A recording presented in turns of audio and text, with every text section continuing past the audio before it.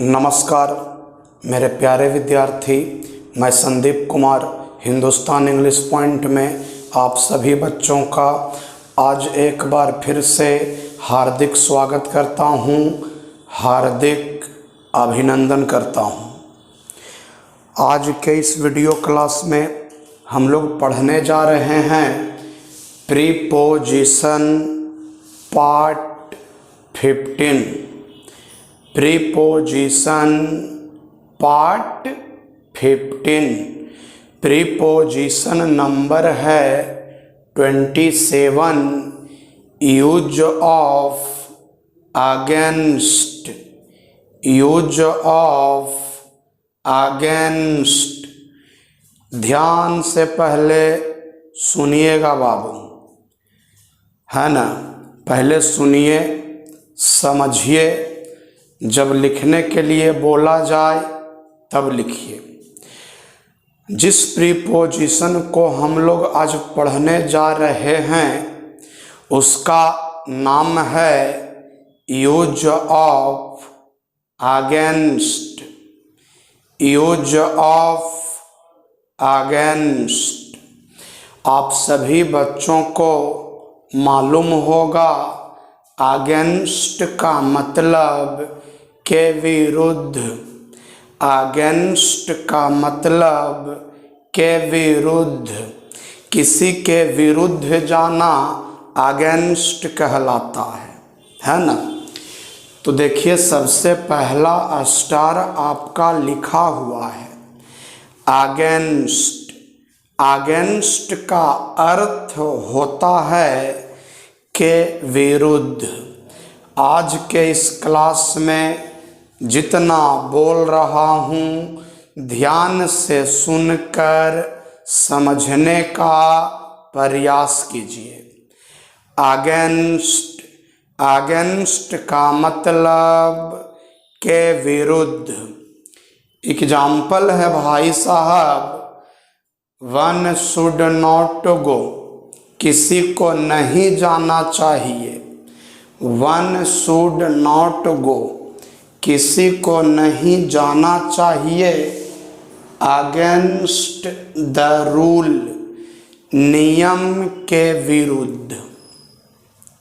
One should not go against the rule. One should not go, किसी को नहीं जाना चाहिए। अगेंस्ट द रूल, नियम के विरुद्ध, है ना। फिर है द वर्कर्स। वर्कर्स मतलब मजदूर, काम करने वाले लोग, है ना। द वर्कर्स हैव एक्टेड, मजदूर काम किया है।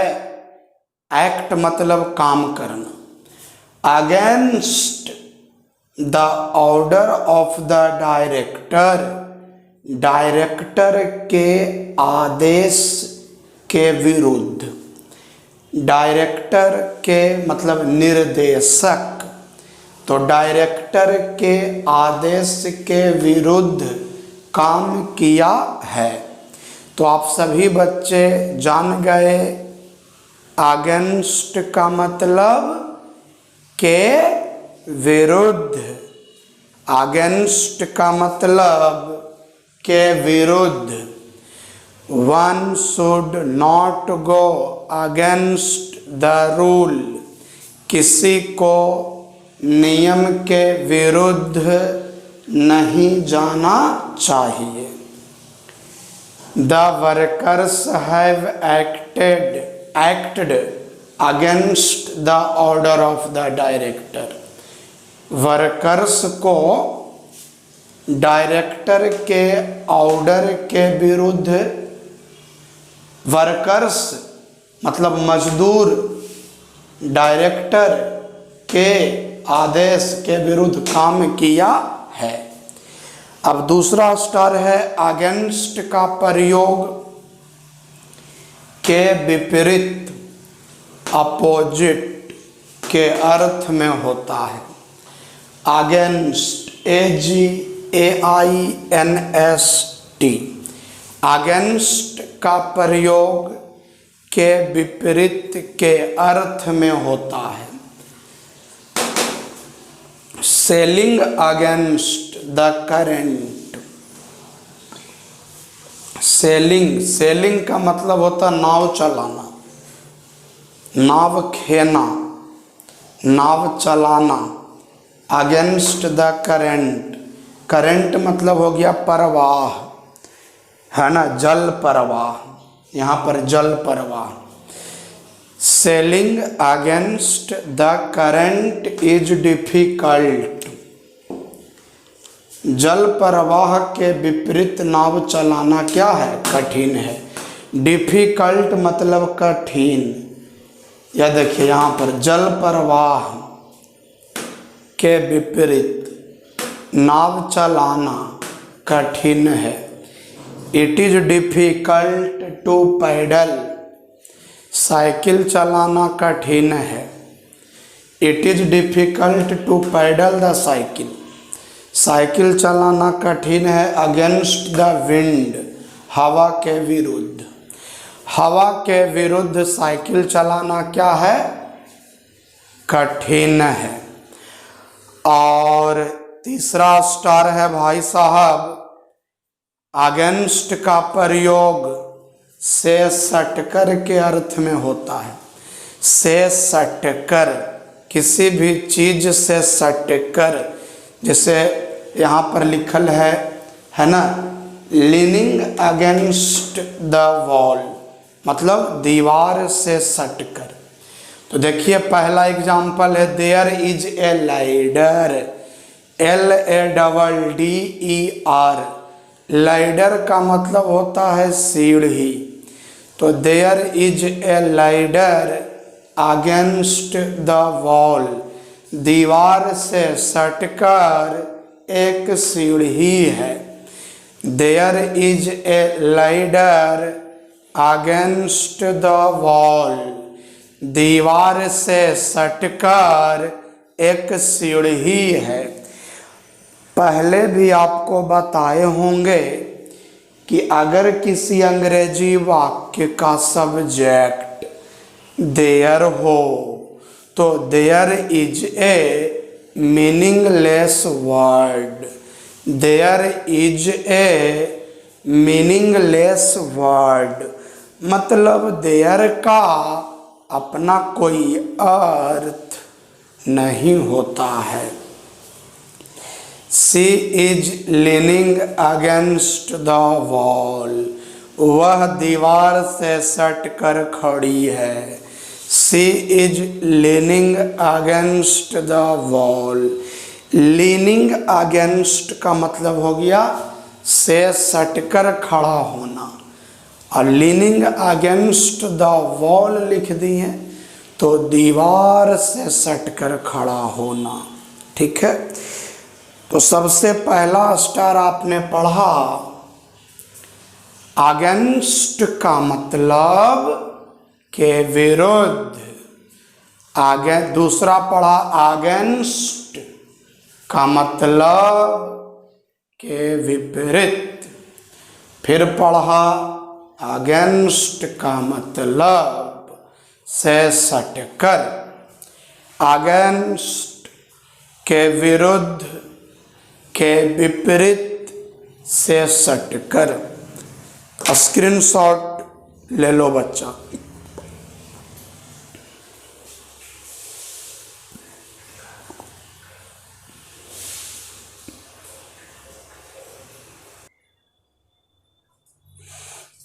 अब है preposition number 28। Use of through, THROUGH, use of through. तो आप देखिएगा इसमें भी हम 3 स्टार लिखे हैं और एक नोट है। इस नोट में 4 फ्रेज दिया हुआ है। फ्रेज को हिंदी में मुहावरा बोलते हैं। तो थ्रो का प्रयोग के उस पार, थ्रो का प्रयोग के उस पार, from one side to the other. Through का प्रयोग के उस पार, के उस पार, from one side to the other. The other अगर आप नहीं बोलना चाहते हैं तो आप बोल सकते हैं from one side to another side, from one side to another side. आप बोल सकते हैं from one side to the other के अर्थ में होता है।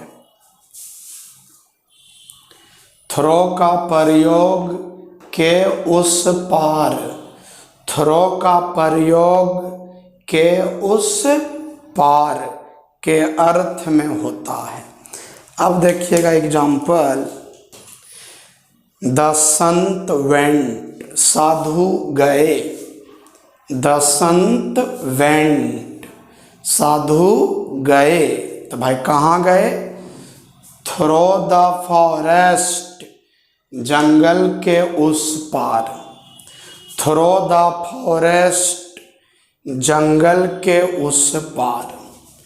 द संत वेंट, साधु गए, थ्रो द फॉरेस्ट, जंगल के उस पार। दूसरा एग्जाम्पल देखना भाई साहब, सी कैन सी, वाह वाह क्या बात है, सी कैन सी। ये भी सी है और ये भी सी है, पर ये सी है और ये सी है, वह, इसका मतलब देखना।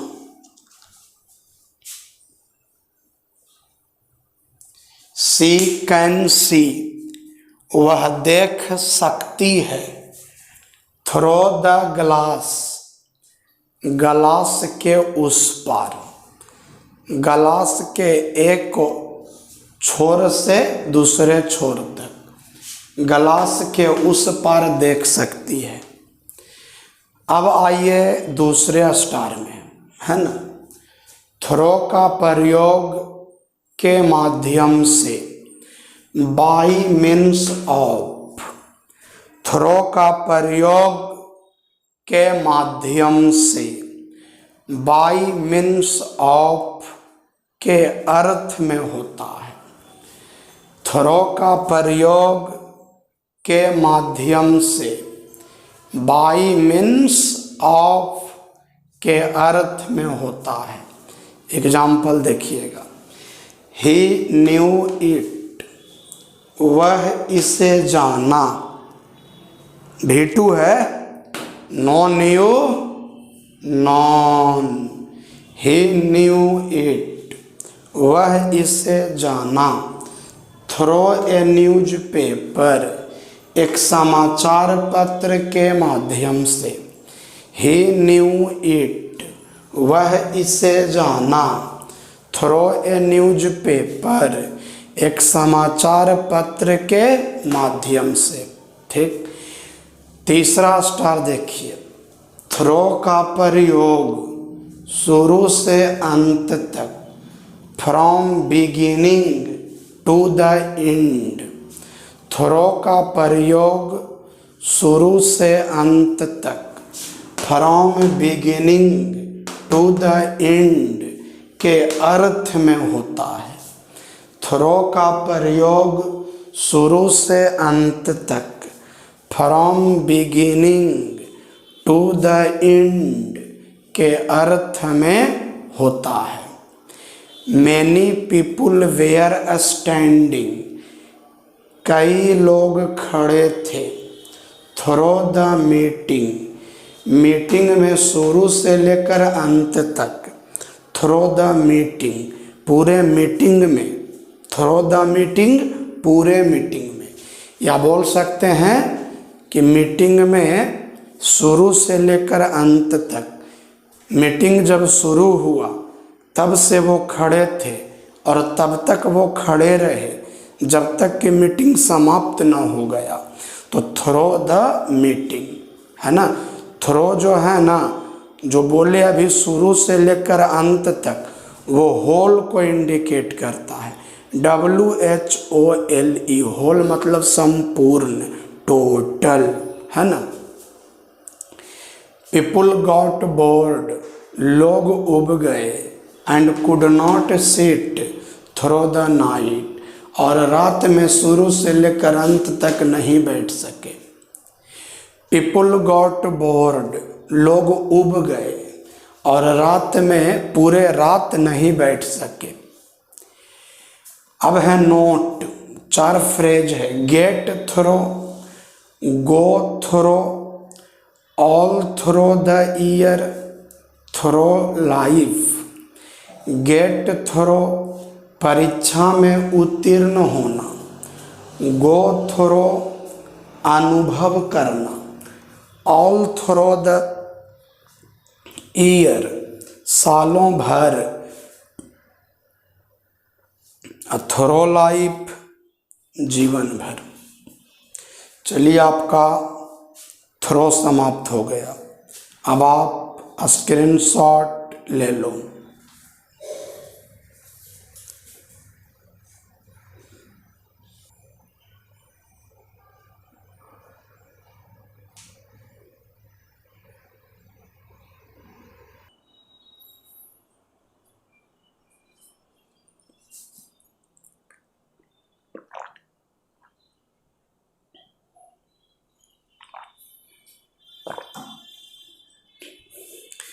(29) use of beyond.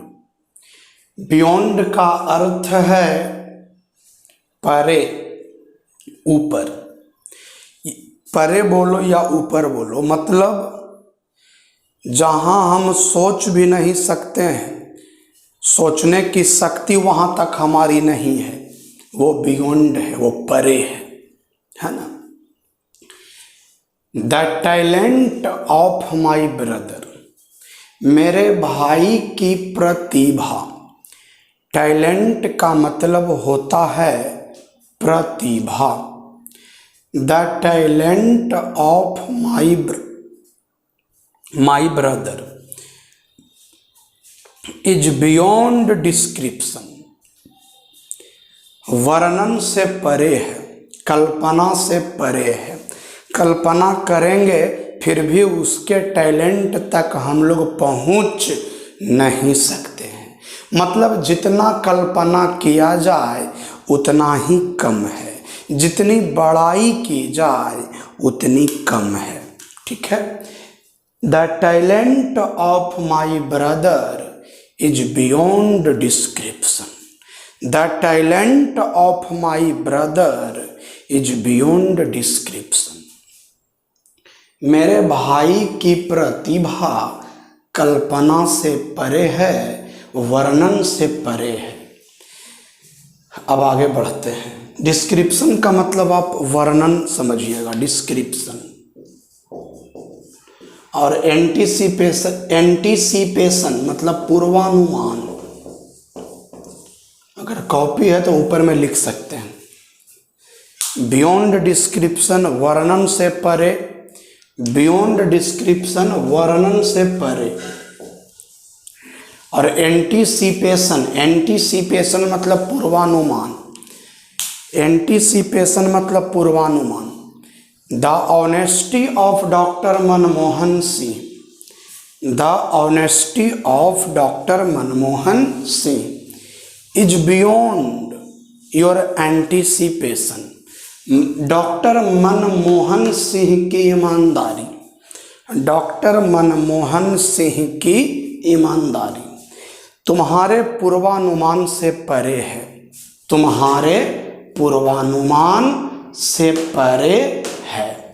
The honesty of doctor Manmohan Singh, doctor Manmohan Singh की ईमानदारी इज बियॉन्ड योर एंटीसिपेशन, तुम्हारे पूर्वानुमान से परे है। टू गेट बियॉन्ड पहुंच से बाहर होना, टू गो बियॉन्ड नीलामी में।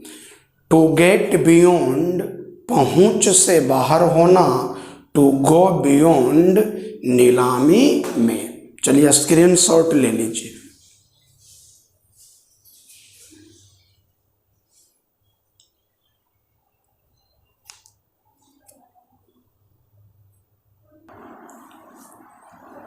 अब है number 30, use of up down. Up का अर्थ होता है ऊपर और डाउन का अर्थ होता है नीचे। अप डाउन, ऊपर नीचे।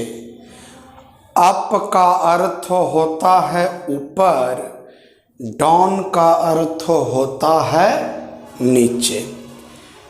तो क्लाइंब अप द ट्री, पेड़ के ऊपर चढ़ जाओ, या तो फिर बोल सकते हैं पेड़ पर चढ़ जाओ। Walk up the stairs, stair का मतलब होता है सीढ़ी, तो स्टेयर्स का मतलब हो गया सीढ़ियाँ। तो वॉक अप द स्टेयर्स, सीढ़ियाँ चढ़ जाओ, सीढ़ियों के ऊपर, सीढ़ियों पर चढ़ जाओ।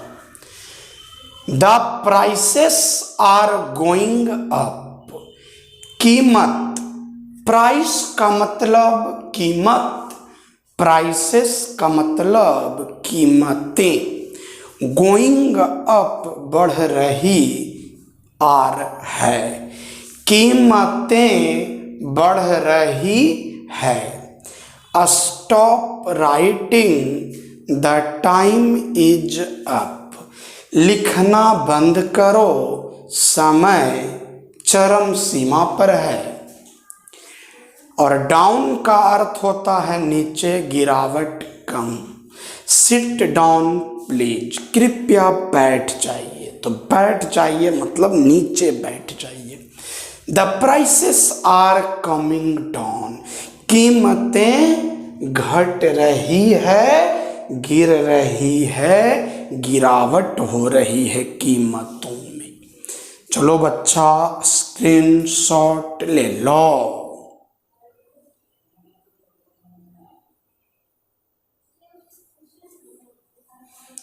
अप ऊपर, डाउन नीचे।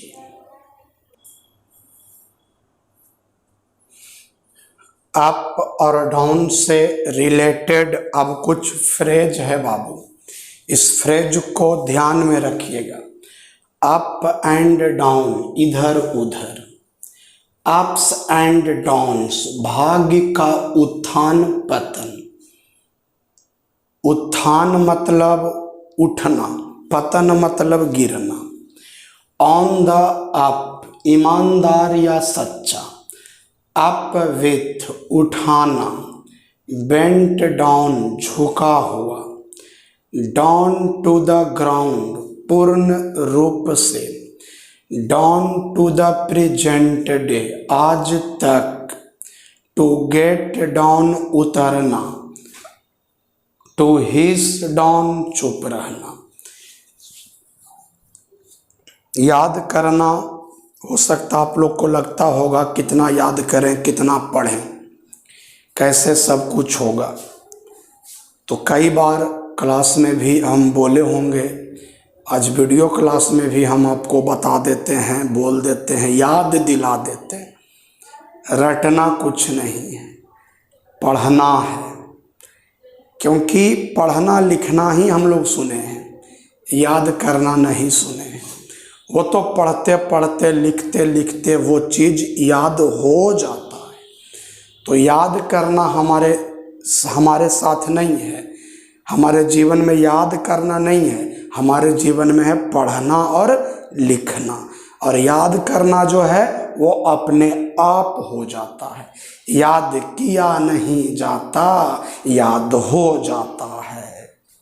ठीक है, तो स्क्रीनशॉट ले लो बच्चा।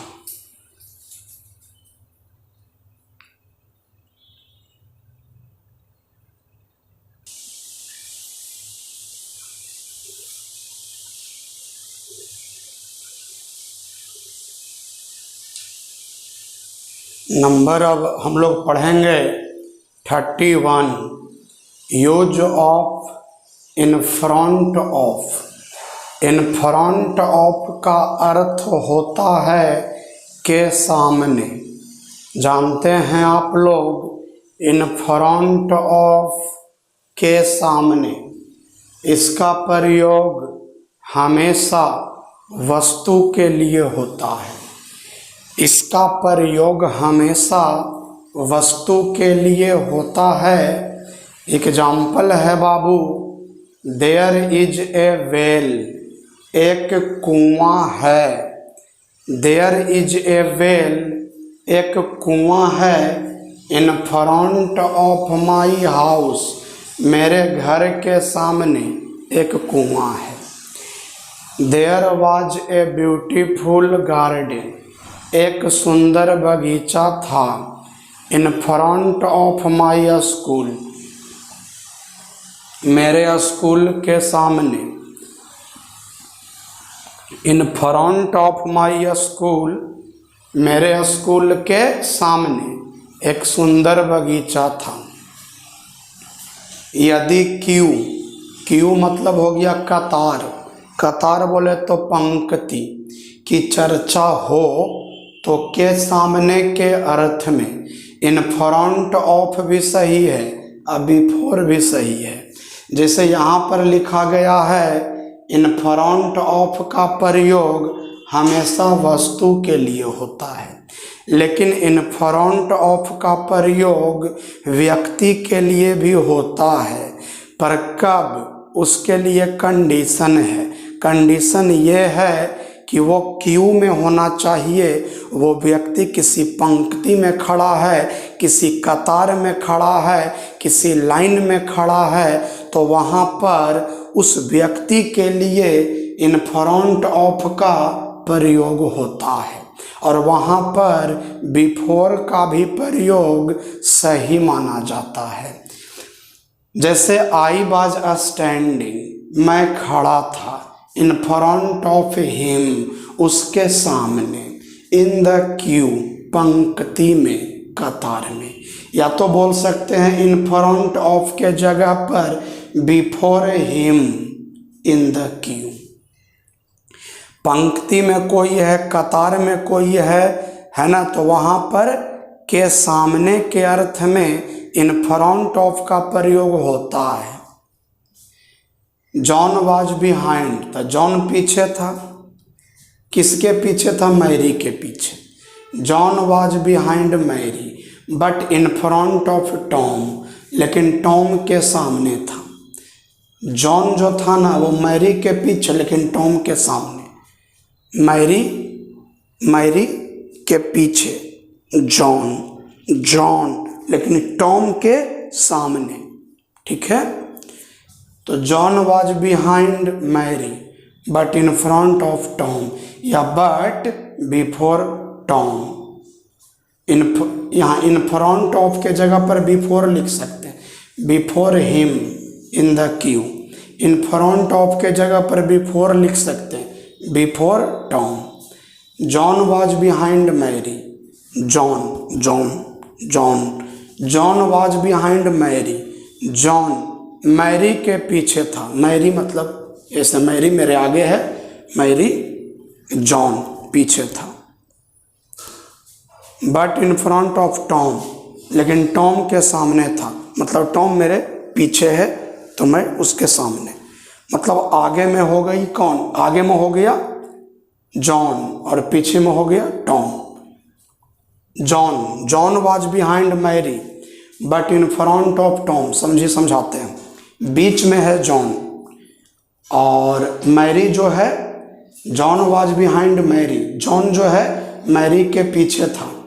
तो मैरी हो गई आगे और ये टॉम हो गया पीछे। अब समझ जाओ, समझिएगा। मैरी आगे, मैरी के बाद जॉन, उसके बाद टॉम। पहले कौन हो गया? पहले हो गया मैरी, फिर हो गया जॉन, फिर हो गया टॉम। ये क्लियर हो गया है ना? जॉन वाज बिहाइंड मैरी, तो बिहाइंड मैरी, और इन फ्रंट ऑफ टॉम, तो इन फ्रंट ऑफ टॉम, ये पंक्ति बन गया, पंक्ति। चलिए ठीक है, थोड़ा कंफ्यूज मत होइएगा, अपना समझ लीजिएगा हिंदी करके। तो इस प्रकार से आपका इन फ्रंट ऑफ हो गया क्लियर, और बाकी भी शेष अगले एपिसोड में। तब तक के लिए नमस्कार। स्क्रीनशॉट ले लीजिए।